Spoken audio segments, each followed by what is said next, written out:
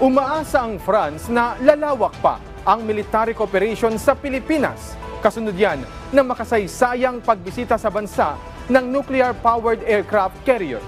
Habang lulan sa French Navy aircraft na nakadaong sa Subic Bay, sinabi ni French Ambassador to the Philippines, Marie Fontenelle, na patuloy ang kanilang partisipasyon sa mga multilateral at bilateral exercise para sa kaayusan sa rehiyon. Nilinaw din ni French Strike Force Commander Rear Admiral Jacques Mallard na ang pagiging visible ng Charles de Gaulle sa West Philippine Sea ay hindi pagbabanta laban sa anumang bansa, kundi simpleng pag-asanay lamang ito para sa malayang paglalayag sa Indo-Pacific region.